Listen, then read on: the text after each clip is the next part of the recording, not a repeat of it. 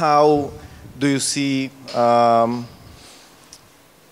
product as an actor in your day-to-day life?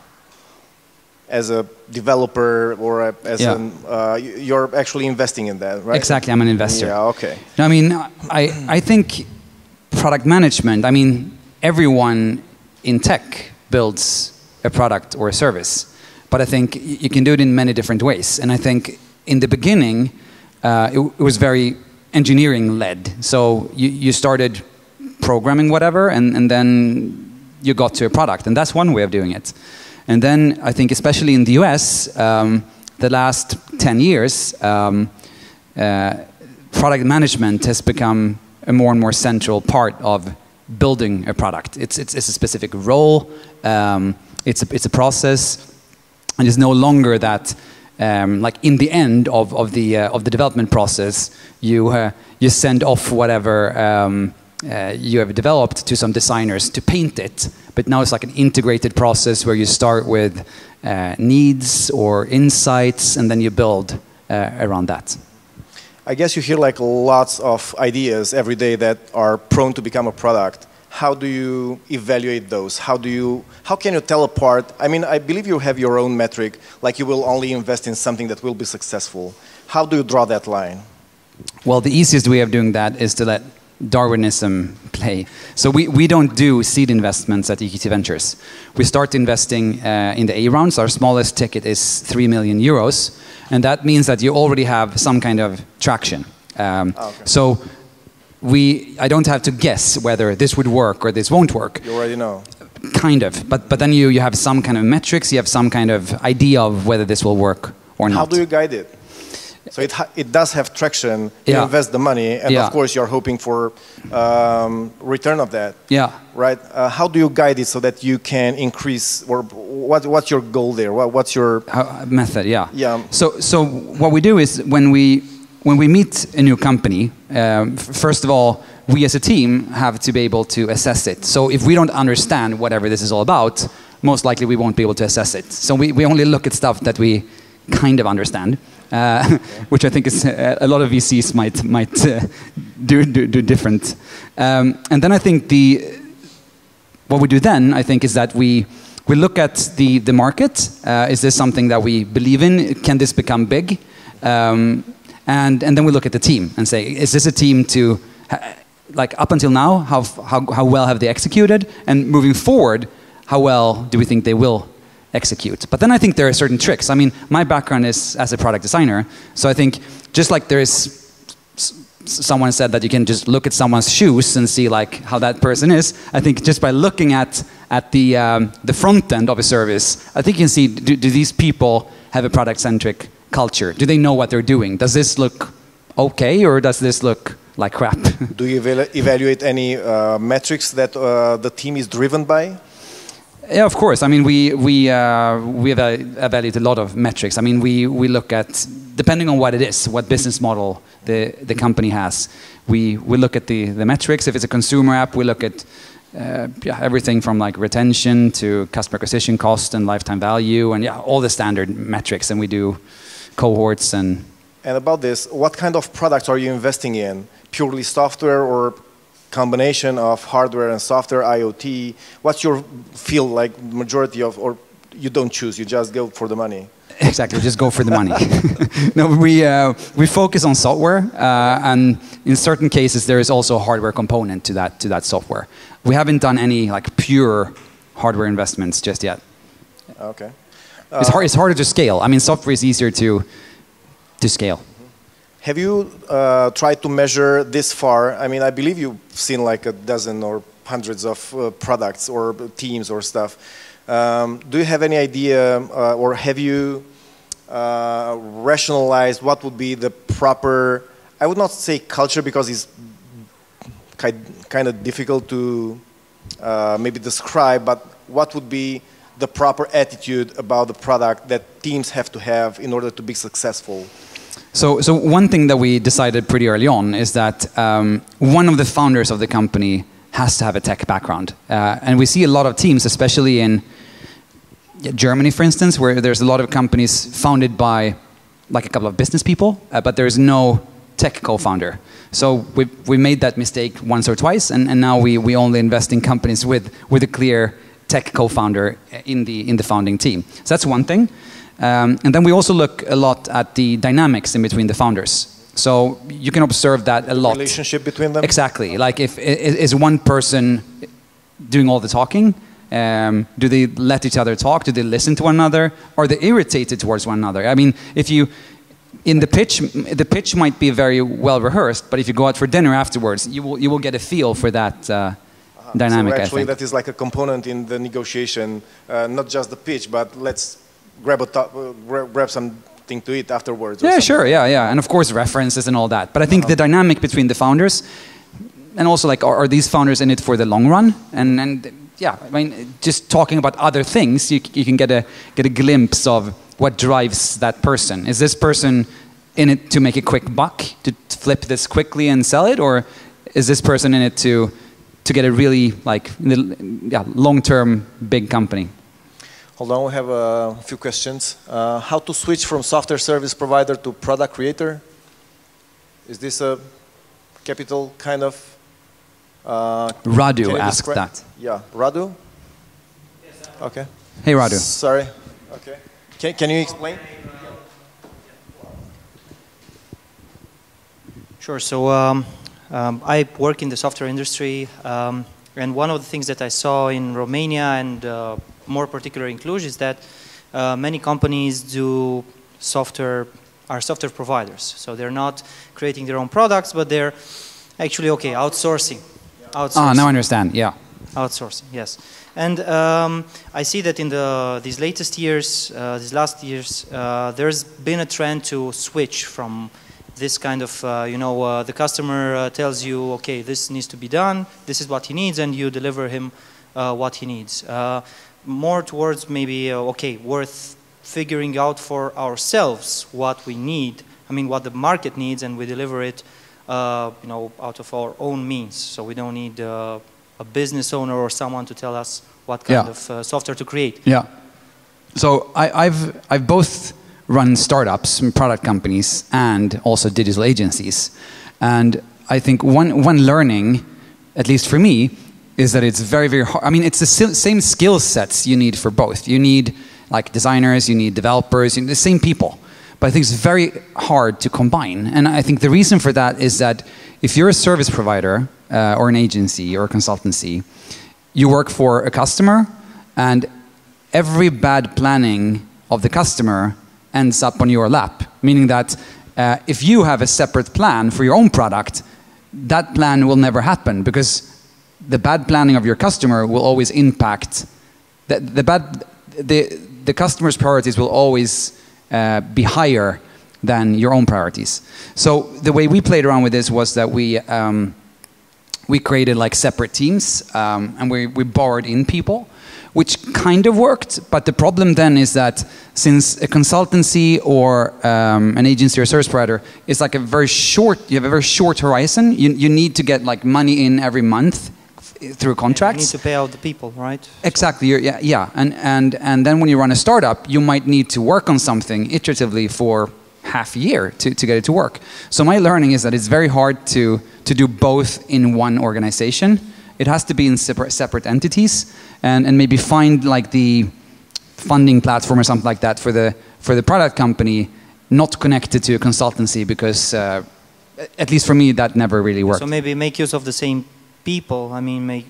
Work with the same people, but in two different organizations with different priorities, right? Yes, and another thing I've realized is that people with a service provider background or an agency background usually value time much more than people with a startup background, which I think is pretty good, because you're more precise in your delivery. But it can also be bad, because sometimes it doesn't matter how much time you put in; it has to get right in the end.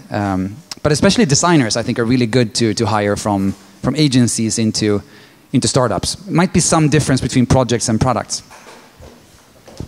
Thank you. Thank you. We have another question. Actually, this is quite interesting. Are you investing in blockchain-based technologies?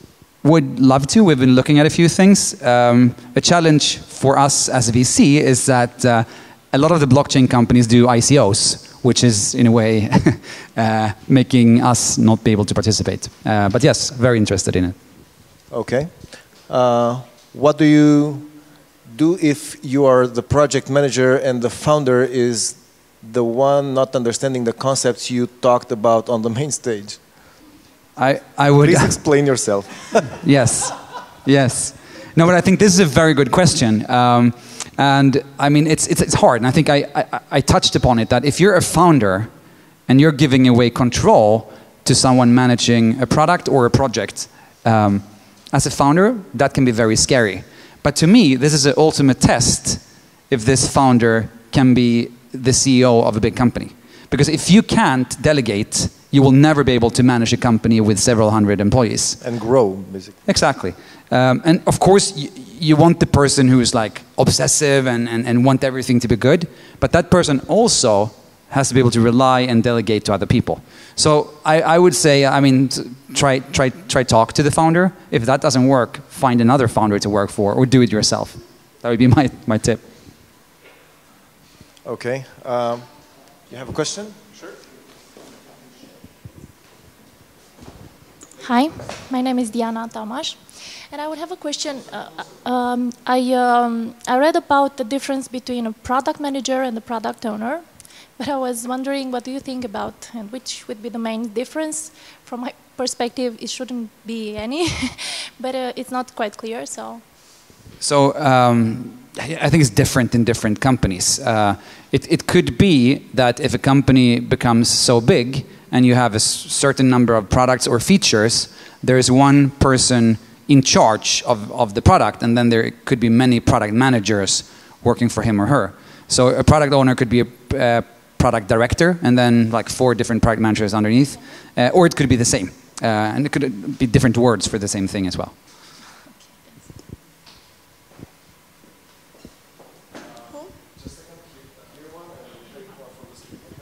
Hi. My question is more related to the new startup. So I have the idea from the business wise, I see the opportunity, and the first partner I'm looking for is the IT guy, so the CTO. After a while, looking that I did, and I think I did a mistake maybe, and I need your advice. And afterwards, playing a little bit the game of product manager between myself and my partner.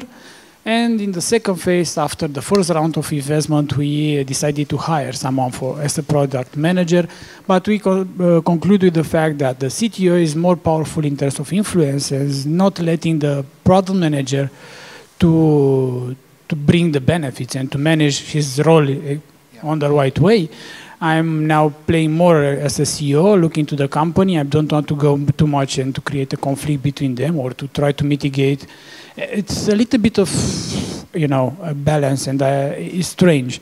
And coming back a little bit to the beginning, what should a new startup take into consideration in the beginning?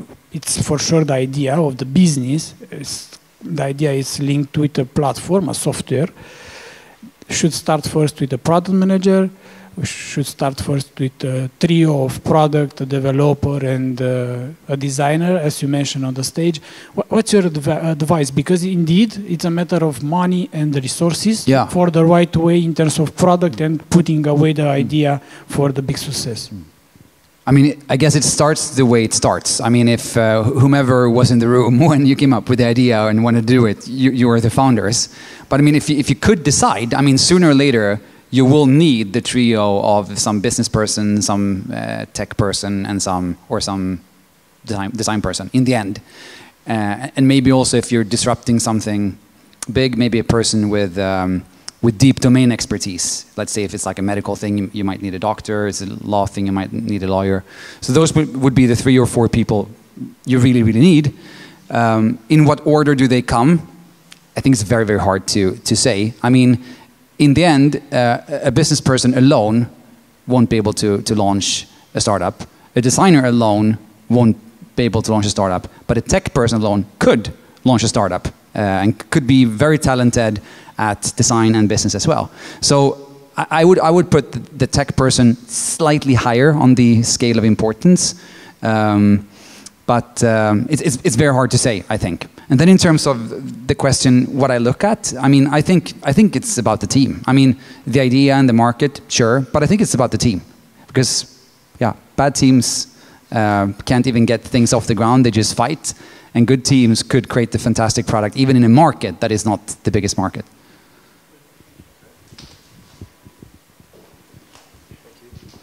What you weight more in your decision, business plan, team, or product idea? I think, I mean, the team is a blocker. I mean, the team has to be good. I tend to look at the market. Is this a market that, can someone create a big company in this market? I think that's one of the first things. And then is this team a team that could create this product? Those, I think, are the most two important things. And then the third thing is, right now, do I believe that the product they have or the company they have right now, is that the right approach or the right idea? I mean, it's also important, but a good team and a big market will figure it out. So the idea can change, but the team is harder to change and the market is hard to develop. So you said you're starting your investments from $3 million, whatever. When you're talking millions, it's not much difference, I guess. What size of the company should that be to be worth you investing your minimum value? So most likely that company has a team that have... How big? 20 guys, 50 guys? Could be 5 people, could be 15, could be 20. And they have developed something that is proving that this might work. Maybe they have created something in one market and made it work, or they have a prototype that is really promising, or they have sold something to a couple of customers. And then what we do is that we accelerate that. And how big should be the numbers in the accountancy for you to consider investing in that company? I mean, if they have like, I don't know, yearly revenue, should they be like 5 years old, 3 years old? How much time should they spend on market by themselves before you come in? I think an interesting aspect is that if a company is too old but hasn't taken off, I think many VCs will look away and say, they failed. So the newer the company, the better, I think. 1 year, 2 years? Yeah, could be 1 year. I mean, if it's 1 year and they're A round ready, that's pretty impressive. But maybe 2, 3 years. And 2, 3 years. In terms of revenues, they don't need any revenues. It depends on what they're doing. If they have revenues, that's great. But there should be some metrics proving that they're on the right track. It could be like users or retention or something. Okay. Guys, anybody? Questions? No? Okay. Sorry, I have put two questions. My name is Adrian. I had my Yeah, we had at least one. Yeah, maybe 2. I saw them. Okay. Anyone? How many here work for like a product company, and how many here work for a product company? Cool. And how many work for like a service provider? Cool. Yeah.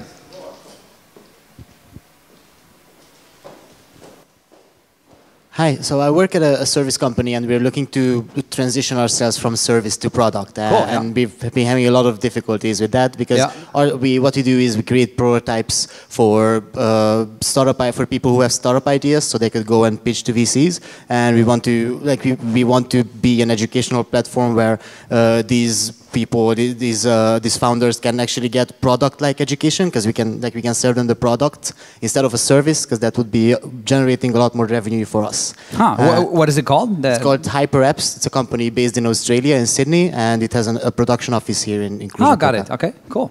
All right, so we're looking to make this transition to product, but we're having lots of difficulties in figuring out, building up the infrastructure of people and employees to actually create the products.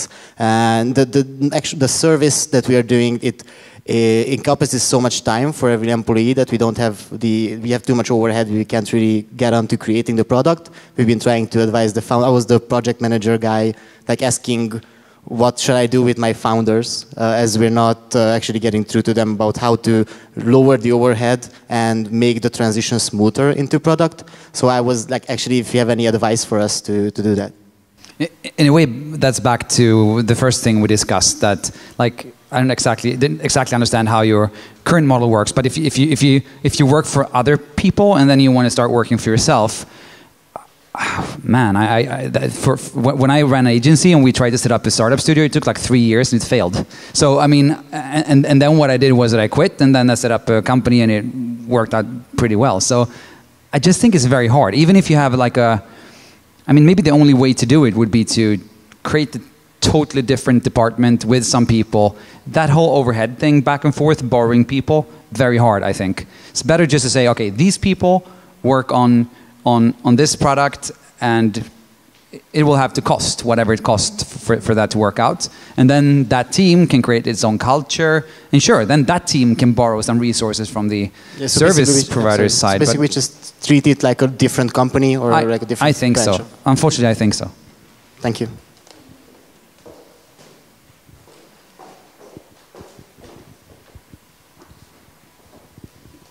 Okay, so what are the main countries where you invested money in? Mainly Europe, so Finland, Sweden, Germany, France, UK, maybe some other countries. The US, we've done a few. We haven't done anything in eastern parts of Europe, but we will. Not yet. Okay. That's why I'm here. Okay. And what's your expectation? So you invest money today in, what's the duration, what's the time when you want to start gaining? What's your expectation about return of investment? Technically, from the closing of the fund, which was 2 years ago, until the end, it's 10 years, plus 2 years for winding everything down and selling. But right now we're trying to invest. We have 570 million, and we're trying to invest the main chunk of that, like the first wave of that, up until maybe 2 years' time, maybe, and then we have reserves in the fund for follow-on investments of that first wave. And if you decide to invest 5 million today, and in 2 years or 1 year from now, you will see that actually the business requires more, how do you evaluate if you go further or just let it drop? What's the balance? So first of all, half of our fund, roughly, or maybe even more, is reserves for what you just mentioned. So if we invest 5 million right now in your company, we reserve more than 5 million on our account for your company. And then obviously some companies will fail and some companies will succeed. And I guess if a company is willing to get another financing round from another investor, which is an up round, meaning that the valuation is higher, then we will join. And what's your usual contract? I mean, what is to expect on the other side? How much do the product guys, the product owner guys, have to give away so that you will invest in that? We don't want to own too much. So typically like 15% maybe, because we want the founders to be in charge of the company. And if we invest early, there should be room for further investment rounds in the future as well. So the founders should still have a lot in the end. So if the company has, I don't know, a yearly revenue of like 100,000, will you invest 3 million and expect only to have 15% of that company? Or because we go back to my... Yeah, I mean, I think it's more the growth. I mean, the specific revenue doesn't really count. But if we decide to invest 3 million euros in a company, and we would own like 15% or something like that. Okay, guys. We have time's up. So okay. Thank you so much. It's been interesting. Thank you.